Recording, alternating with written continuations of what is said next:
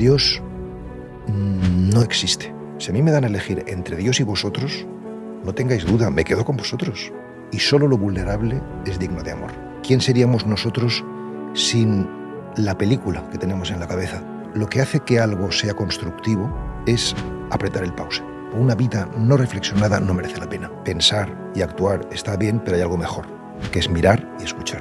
Yo durante mis 34 años de sacerdote que llevo ya, mentiría si dijera que nunca he echado de menos tener una presencia femenina a mi lado. Bueno, es que el tema de mi vida es la soledad. Si quieres saber lo que quiere Dios, mira la realidad.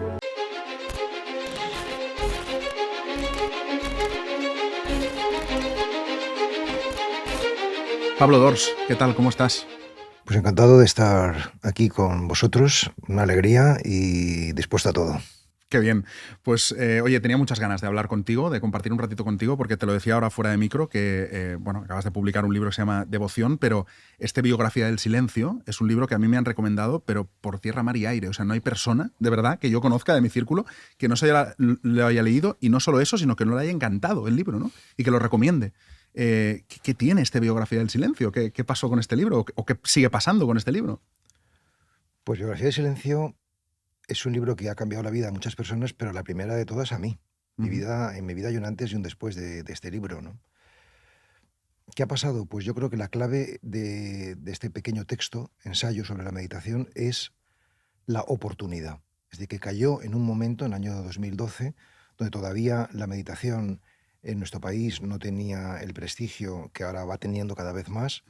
No era una práctica instaurada en la vida de las personas, y ahora, gracias a este libro y a otras muchas cosas, evidentemente, pues cada vez son más las personas que se dan cuenta que es necesario parar. O sea, que yo creo que la clave es la oportunidad, y también quizá que sobre meditación se ha escrito mucho, pero quizá no habían escrito escritores. Entonces es un libro de un escritor, de un hombre de la palabra, sobre el mundo del silencio. Y eso yo creo que también lo hace pues particular. Y a mí, ¿sabes que me gusta mucho este libro? Que dice muchas cosas muy concentradas. O sea, que no has dicho, voy a alargar, como hacen muchos escritores, y le pongo paja. No, o sea, es un libro pequeñito, pero que dice lo que tiene que decir. Es como lo justo, ¿no? Eso es un elogio extraordinario. Yo siempre busco en mi narrativa y en mi ensayística la concisión y la claridad. Para mí son virtudes del narrador, virtudes del escritor, y todo lo que sea de relleno pues tiene que ir fuera, ¿no? Mi abuelo, Eugenio Dors, decía que hay que tener el archivo mucho más lejos que la papelera, ¿no? Es decir, que el escritor tiene que tirar, y realmente para publicar 100 páginas, que es lo que tiene Biografía del Silencio, pues yo escribí 1000. De hecho, este libro nace después de 5 años de práctica meditativa. Yo empecé hace 20 años a meditar, y yo iba tomando nota de mis experiencias en las sentadas, en silencio y en quietud.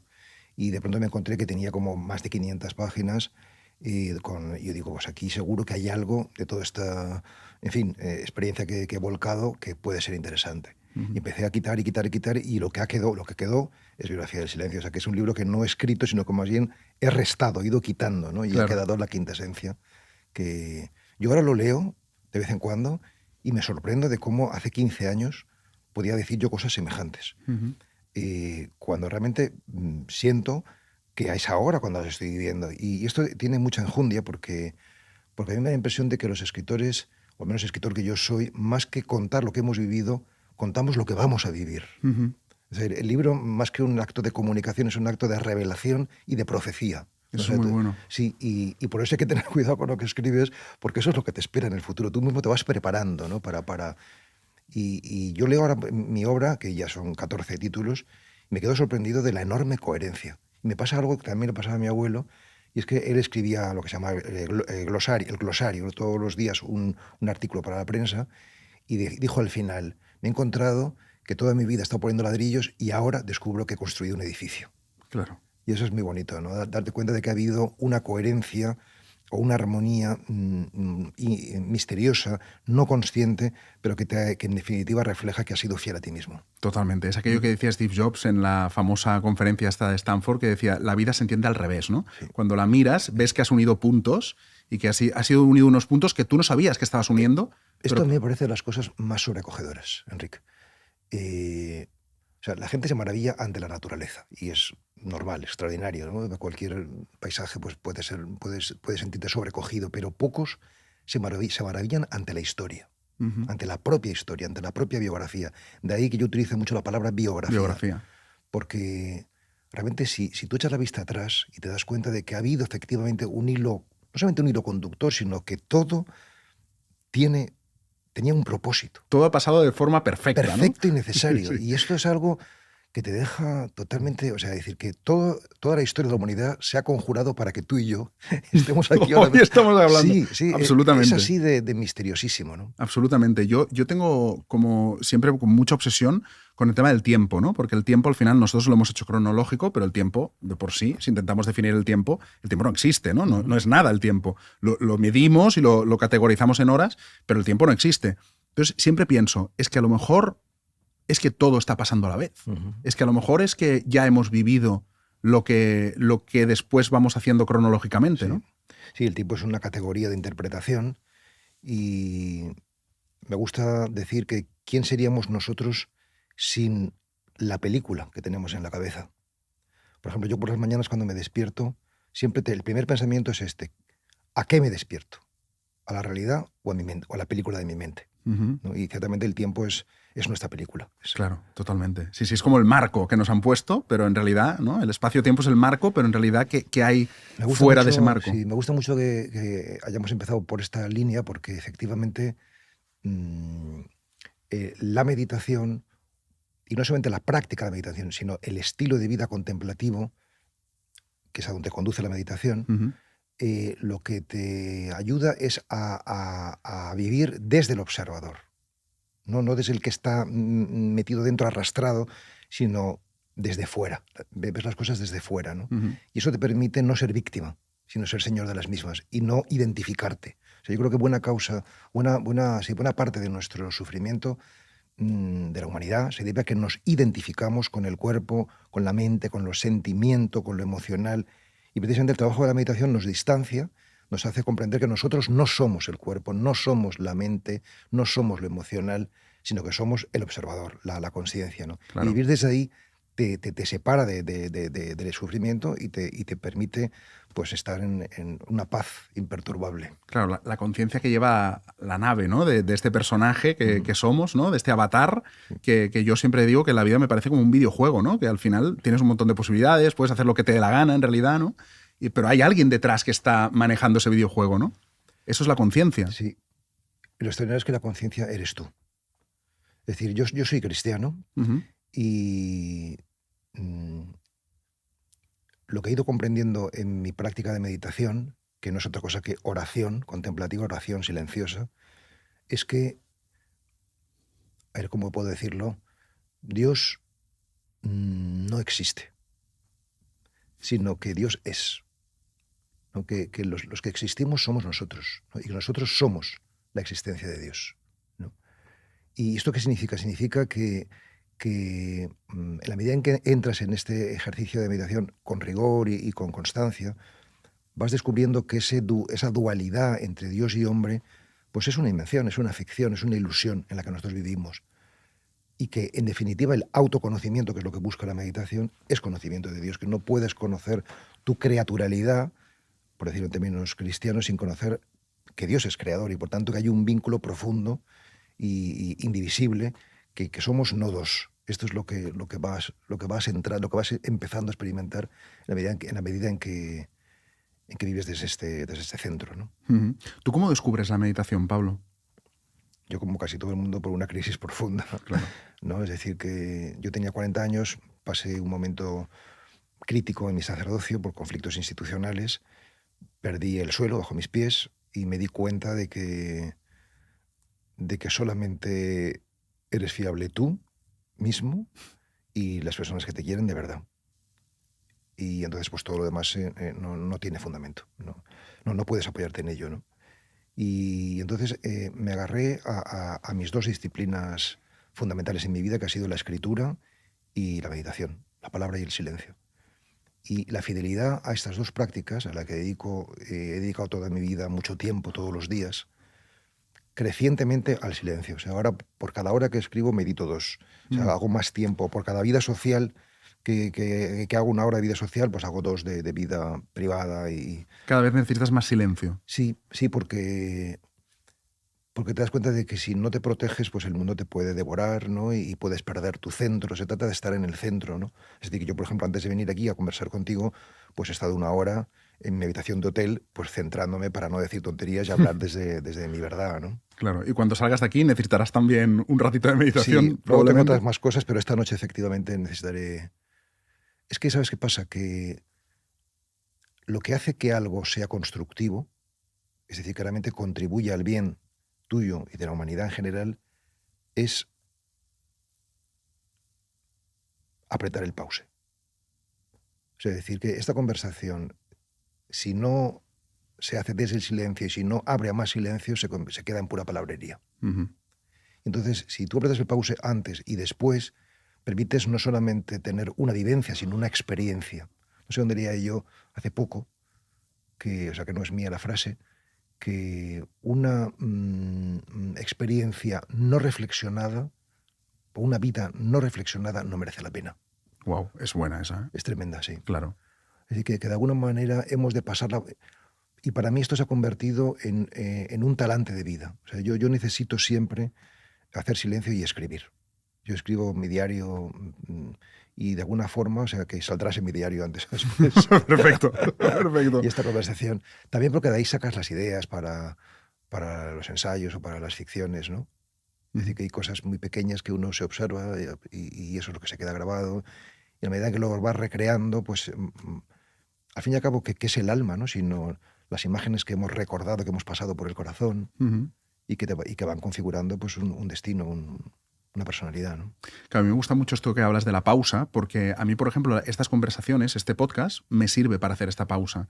Para mí es como un momento meditativo. El hecho de poderme sentar y concentrarme en una conversación con alguien sin absolutamente ninguna distracción, hoy en día que el móvil no para de sonar y todo son distracciones, para mí es sanador.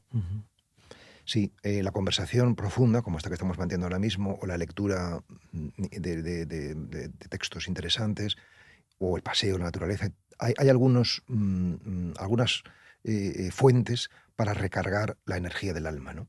Y cuando estamos bajos, pues es importante frecuentarlas para no caer en depresión o no perder la energía. En cualquier caso, de todas esas formas de recargar, el descanso nocturno, el juego con los niños, el contacto con la naturaleza, ya lo he dicho, el mar o el agua, todo eso te recarga la energía, pero para mí la más radical y la más oxigenante es el silencio, es la meditación, ¿no? Es estar focalizado en tu centro, en el mundo de la no forma, ¿no?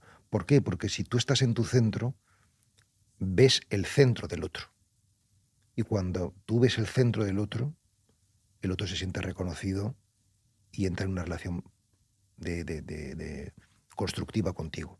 Mientras que si no estás centrado, ves los accidentes, ves lo sustancial, ves lo insustancial, ves las apariencias, que si es hombre o mujer, que si es blanco o negro, que si es rico o pobre, que si es culto o inculto. Y lo que necesitamos es ser mirados al corazón. Porque cuando somos mirados al corazón, sencillamente la convivencia se hace posible. No solamente posible, sino que hay mucho más que convivencia, hay comunión, descubrimos que somos uno, descubrimos que somos una familia, ¿no? En cambio, en la sociedad que vivimos hoy, bastante alejados de todo esto, ¿no? Estamos a gritos, a peleas, a divididos, con un ego tremendo.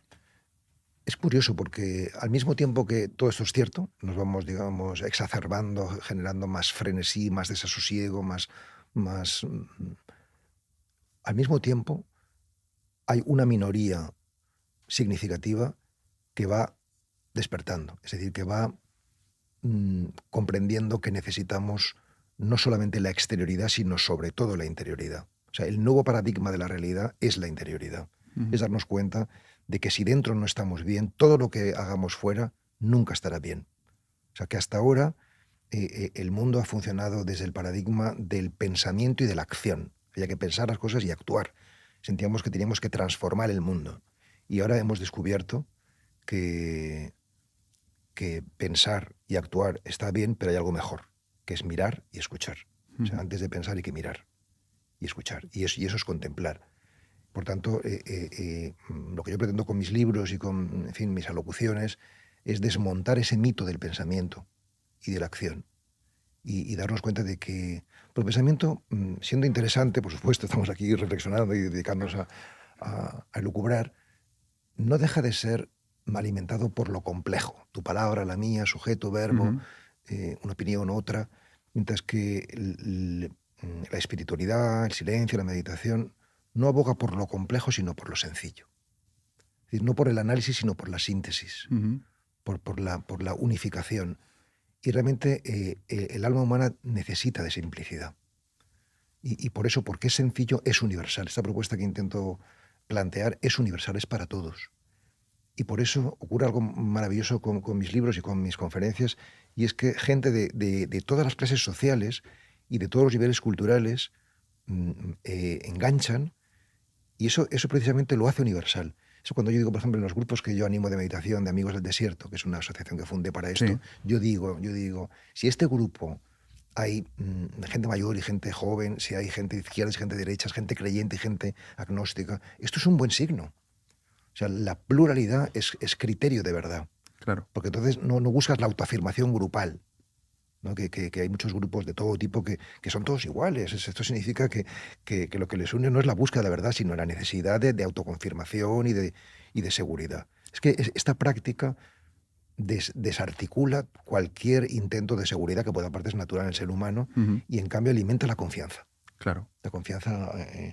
y claro, te hace vivir en el filo. Yo estoy viviendo en el filo en muchos sentidos de la palabra. Pero claro, solamente así la vida es fecunda, aunque es incómoda. ¿Por qué es incómoda? Pues porque yo, por ejemplo, ahora mismo pues, he vendido mi casa y tengo un proyecto de construir una casa para los Amigos del Desierto, para todos los meditadores, y entonces ahora estoy pues, alojado en un convento de un amigo. Y bueno, pues el mamífero necesita un territorio, Claro. ¿no? Y yo pues ahora llevo unos meses sin territorio. Y por muy bien que esté acogido y el sitio es espectacular de bonito, pero yo he pasado de 180 metros a 40 en una celda, y eso es incómodo, lo quieras ver o no, ¿no? Pero desde que tomo esta decisión, me están pasando miles de cosas preciosas. O sea que si yo las contara, no las creeríais. Yo estoy dispuesto a escucharlas. O sea, ayer fue San Jordi. Yo creo que saludé como mínimo a 200 personas, y no 300. O sea, un montón de personas que venían a firmar el libro. O sea, yo, pocos días antes cuento esto nada más, uno para no, en fin, abrumar, ¿no? Pero pocos días antes había publicado en la prensa un artículo titulado El sueño de Athos, donde yo planteo justamente la necesidad de que Occidente recupere su patrimonio espiritual judeocristiano y griego, ¿no? O sea, que está muy bien emigrar espiritualmente a la India y a Japón y a China, pero que también aquí tenemos un patrimonio extraordinario, ¿no? Y que me gustaría pues, acompañar el proceso, y planteaba un neomonasticismo, ¿no? Unos monjes que no huyan del mundo, sino no vivan desde el paradigma de la separación, sino desde la integración. ¿No? Y un neomonacato, en definitiva, ¿no?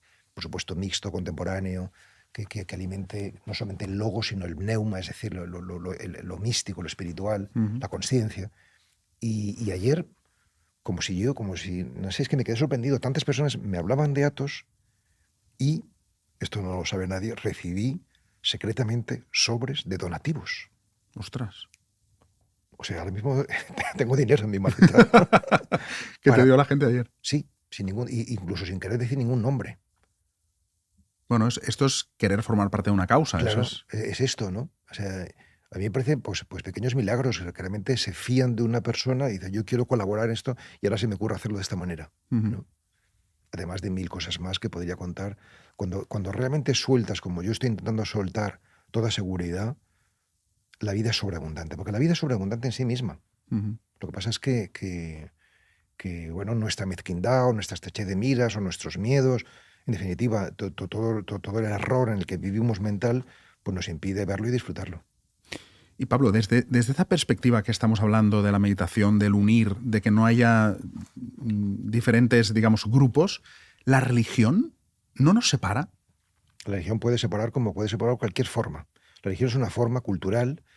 Yo suelo decir que el dedo apunta a la luna. Si tú te quedas mirando el dedo, eres un tonto, porque lo interesante es mirar la luna. Entonces, Ujú, la religión es el dedo y la espiritualidad, Dios, el misterio, es la luna. ujú, Entonces, sí, las religiones a lo largo de la historia han servido, o tendrían que haber servido, para apuntar, ¿no?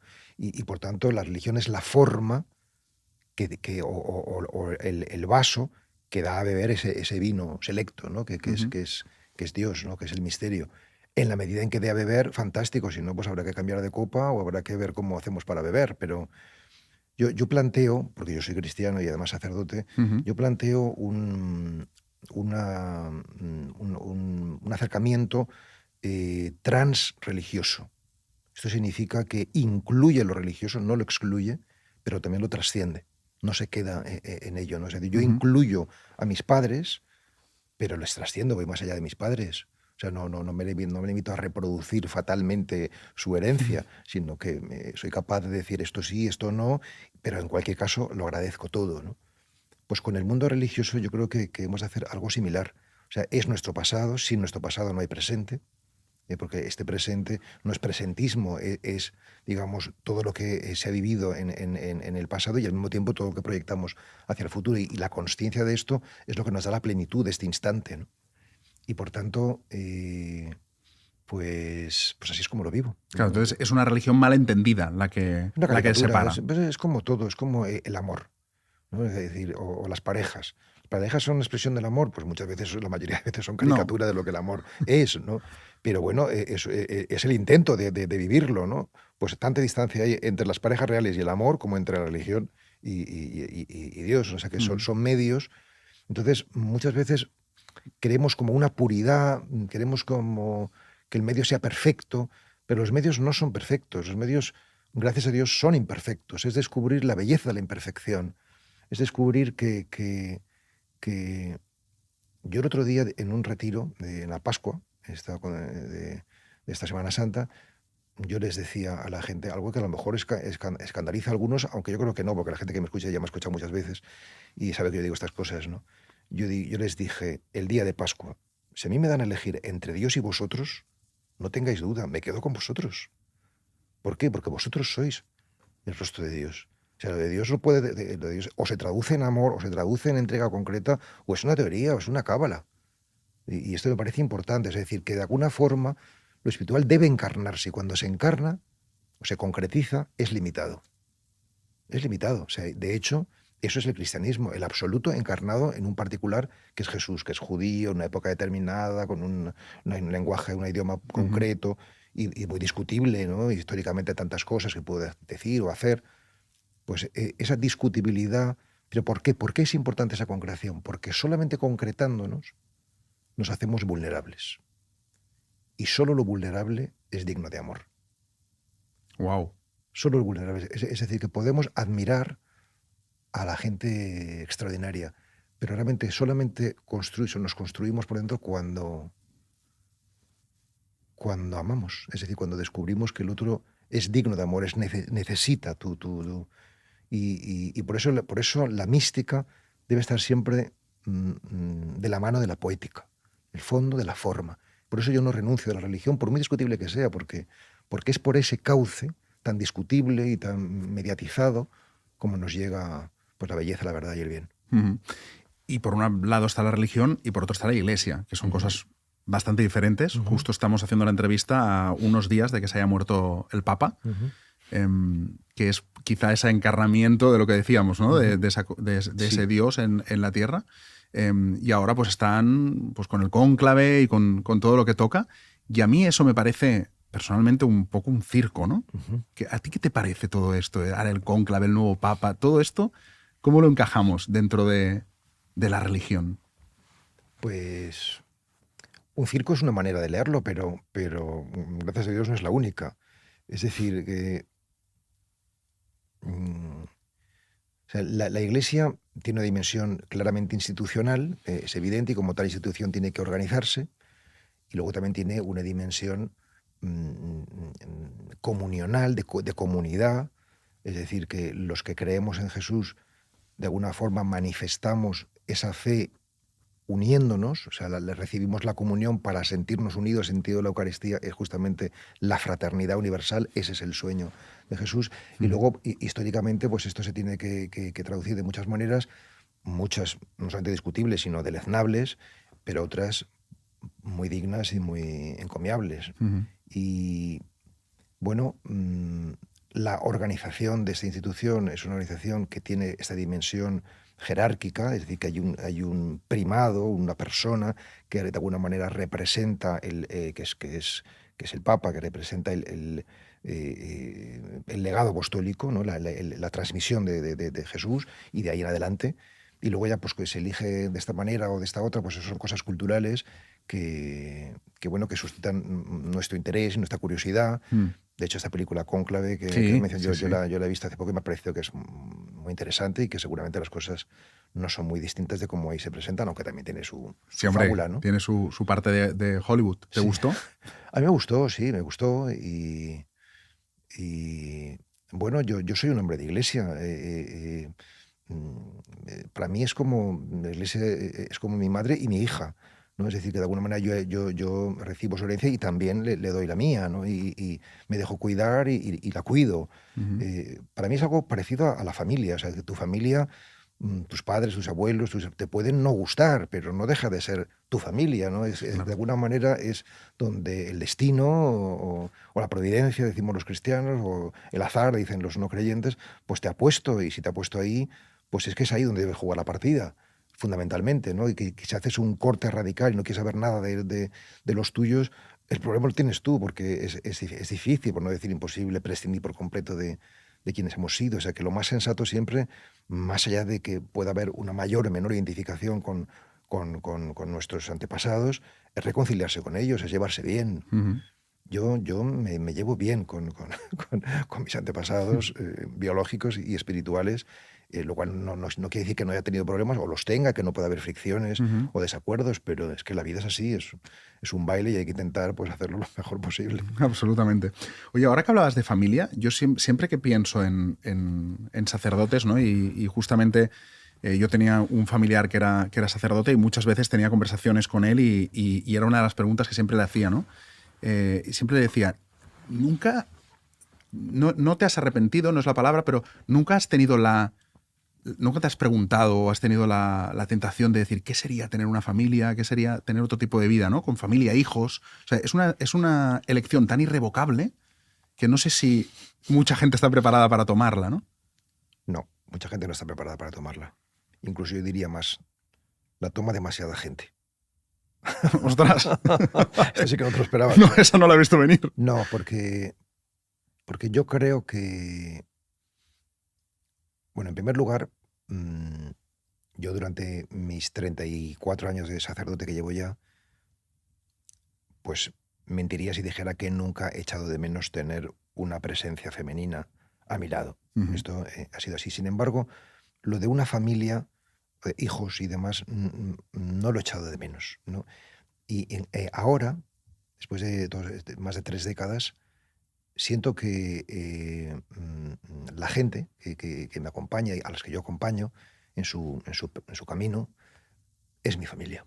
Entonces yo no creo que por supuesto es muy legítimo y muy bueno tener tu propia familia, pero que realmente si tienes una vocación para ello, como es mi caso, para trabajar por la familia universal, bienvenido sea, ¿no? Porque es importante cultivar no solamente lo particular, sino también lo universal, sin perder lo particular, pero tener esa energía puesta en eso, ¿no? ¿Por qué digo que quizás abrazan esta decisión demasiadas personas? Porque para aceptarla, para abrazarla, necesitas haber recorrido un camino que te haga, lo digo con modestia pero con claridad, haber trascendido el mundo de tus necesidades básicas y el mundo de tus deseos y afectos, ¿no? Y que por supuesto yo tengo mis deseos y mis afectos, pero puedo decir que los he trascendido en el sentido de que mi foco en la vida no está en ellos. O sea, yo no busco desarrollar mi plan o cumplir mis necesidades, sino tengo la agenda abierta a las necesidades de los demás. Y no lo digo en absoluto como mérito, sino como un regalo que he recibido y que intento cultivar. Entonces, cuando tú estás en ese punto en el que yo estoy ahora mismo, pero que me ha tardado mucho en llegar, entonces sí puedes hacer este compromiso con un mínimo de credibilidad. Y si no, pues no deja de ser muchas veces buena voluntad, pero surcada quizás de demasiado sufrimiento. Correcto, sí.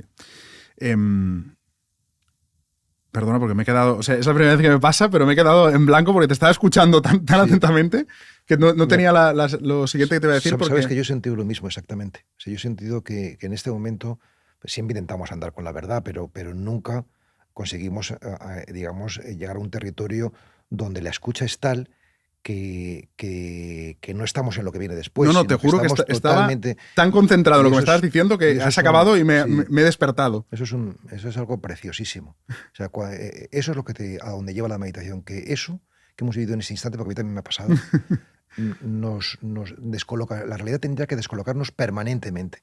Si no nos descoloca es porque creemos que la hemos domesticado y que las cosas van por un plan, pero realmente las cosas no van con el plan de tu mente. O sea, eso es una ilusión que tenemos. Claro. ¿No? Sí, totalmente. Es verdad que siempre tenemos como la sensación de control, ¿no? De sabemos lo que va a pasar, vamos a ir por este camino, y cuando la vida te descoloca... Esta es la cuestión. O sea, ¿por qué tenemos sensación de control?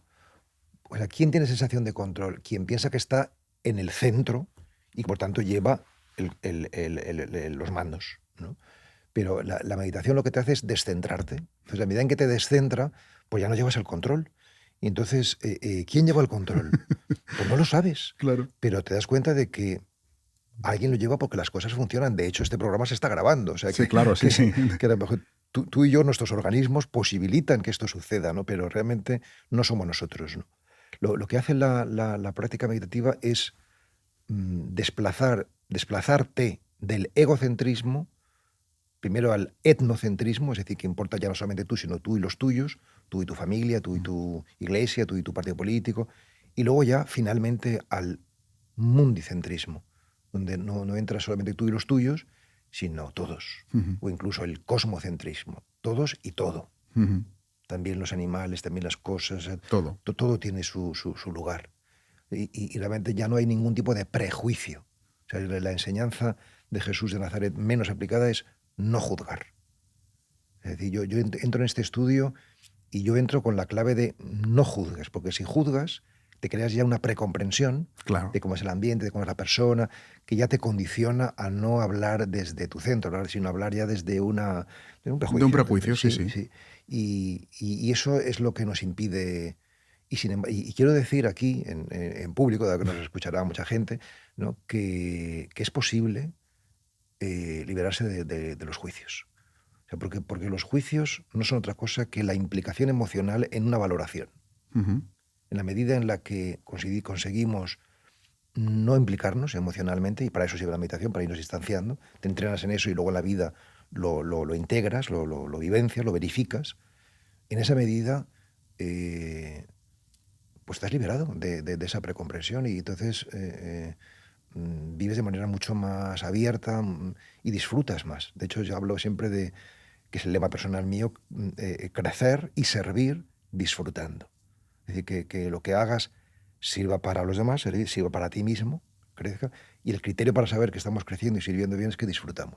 O sea, que si tú te lo estás pasando bien y yo también, esto está funcionando. Esto está funcionando, sí. Claro, hay mucha gente que a lo mejor te iba a decir, ¿no? Que mucha gente a lo mejor pensará, ostras, te estoy escuchando, sí, quiero vivir así, sin juicio, pero ¿cómo se hace, no? Y a veces yo digo, ¿no será que hemos venido solo a disfrutar? Y ya está. Hemos venido a disfrutar. Hemos venido a disfrutar. Eso está claro.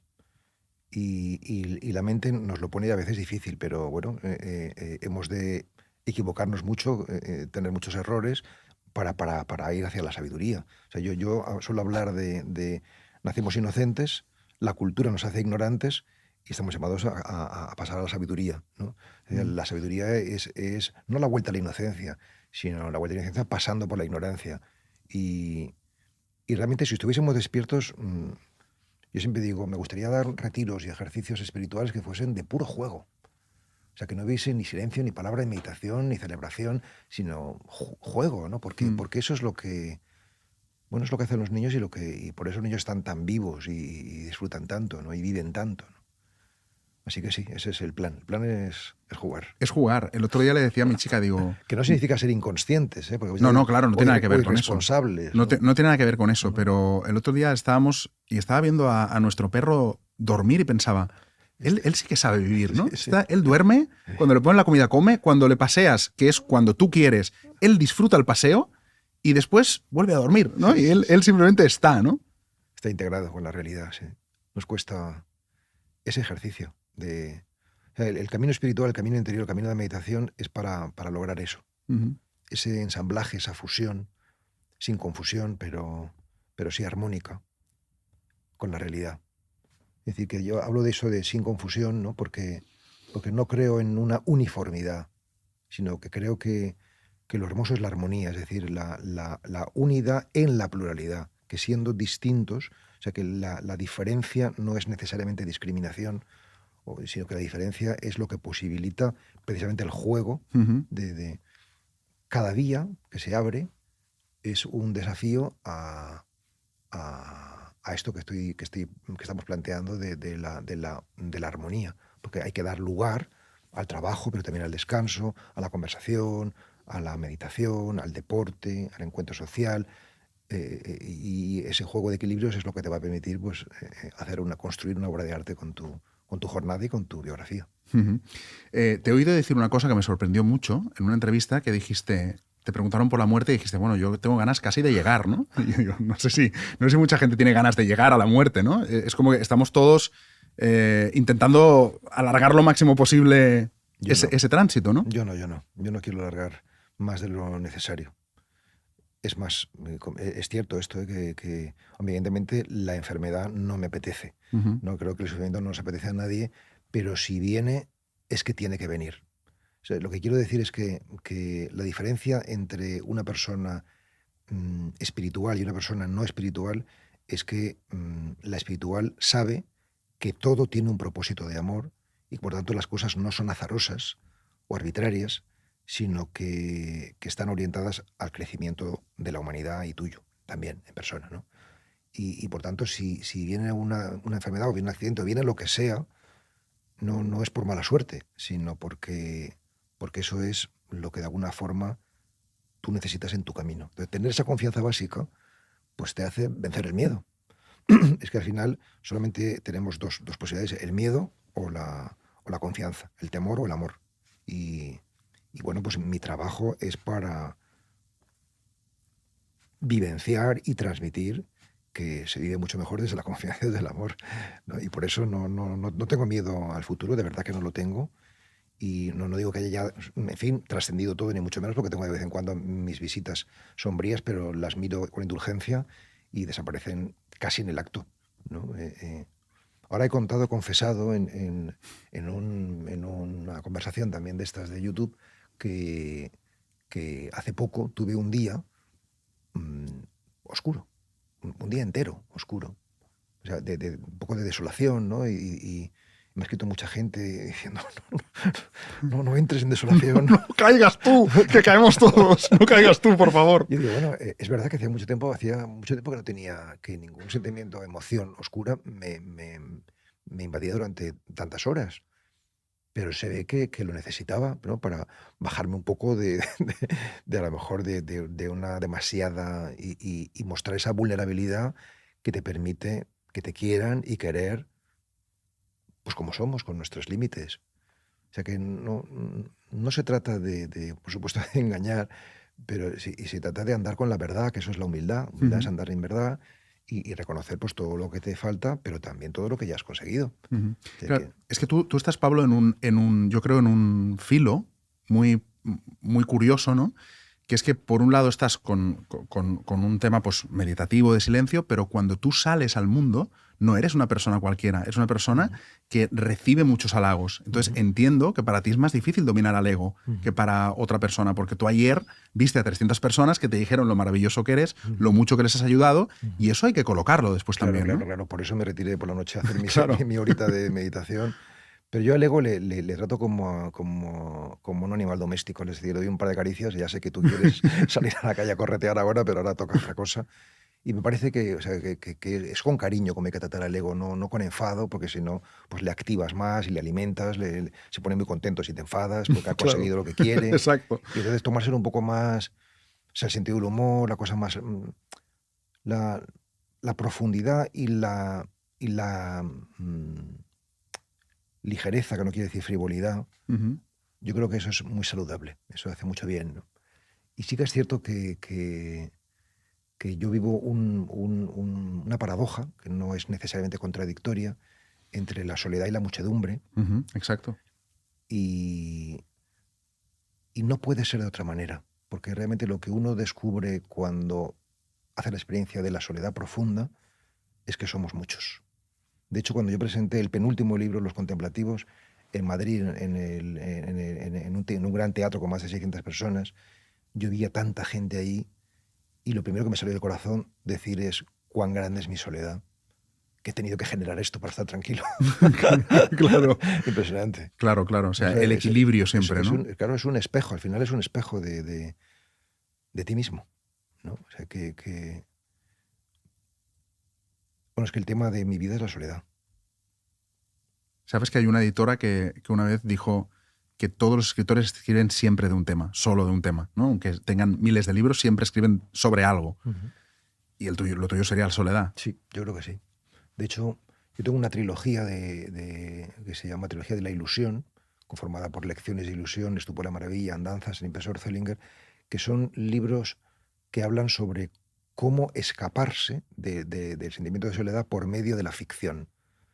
De hecho, en aquella época calibré escribir un ensayo que se iba a titular como el de Boecio, La consolación de la fantasía, ¿no? De la filosofía, Ujú, ¿no?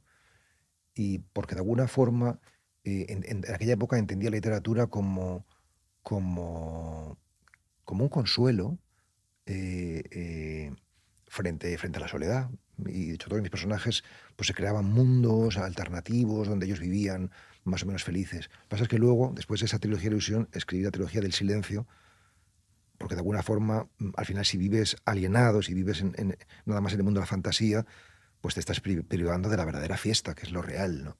ujú. Y esa trilogía de silencio, con biografía de silencio, El olvido de sí, El amigo del desierto, me ayudaron a aterrizar, ¿no? A darme cuenta de, que, de que el sufrimiento es resistencia a lo real, pero que la realidad es Dios. La realidad es Dios. O sea, quieres saber lo que quiere Dios, mira la realidad, ¿no? Y por eso esa trilogía me permitió después escribir la trilogía del entusiasmo, que ya la he concluido, ¿no? Con biografía de la luz, con entusiasmo y con los contemplativos, ¿no? Es decir, la historia de mis libros es mi propia historia.